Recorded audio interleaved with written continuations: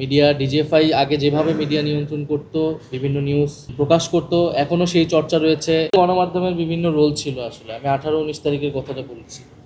আবার বিভিন্ন সময় পত্রিকায় বা বিভিন্ন কয়েকটি ইলেকট্রনিক মিডিয়া আন্দোলনের পক্ষে অবস্থান নেওয়ার চেষ্টা করেছে। বিশেষত অনেক সাংবাদিক ফিল্ডে তারাও, ফলে সেখানেও আসলে ফ্যাসিবাদের পক্ষ যেমন ছিল, আবার ফ্যাসিবাদের বিরুদ্ধে অবস্থানও ছিল। এখনকার অবস্থা কিন্তু মিডিয়া আমরা যেই প্রত্যাশা আমাদের ছিল, যদিও আমিও দায়িত্বে ছিলাম, সেই অনুযায়ী কিন্তু মিডিয়ার সংস্কার হয় এবং মিডিয়া এখনও নিয়ন্ত্রিত আমি মনে করি। মিডিয়া ডিজিএফআই আগে যেভাবে মিডিয়া নিয়ন্ত্রণ করত, বিভিন্ন নিউজ প্রকাশ করত, এখনও সেই চর্চা রয়েছে। রাজনৈতিক দলের নিয়ন্ত্রণ রয়েছে, বিভিন্ন কর্পোরেট প্রতিষ্ঠানের নিয়ন্ত্রণ রয়েছে।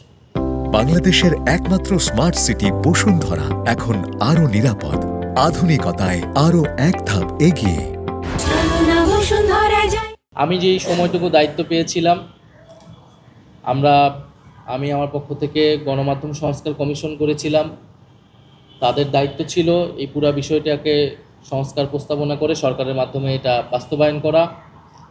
আমরা মিনিস্ট্রি থেকে যে মামলাগুলো হয়েছিল সাংবাদিকদের বিরুদ্ধে, যাদের বিরুদ্ধে অভিযোগ ছিল, একটি কমিটি করা হয়েছিল যারা মামলাগুলো নিয়ে পর্যালোচনা করবে। আইন মন্ত্রণালয় সুপারিশ সেই সুপারিশও করেছিল। বাকিটা আইন মন্ত্রণালয় এবং স্বরাষ্ট্র মন্ত্রণালয়ের দায়িত্ব ছিল। যারা ফ্যাসিবাদের দোষর ছিল, যে সকল সংবাদ মাধ্যমের কর্মীরা, তাদেরকে বিচারের আওতায়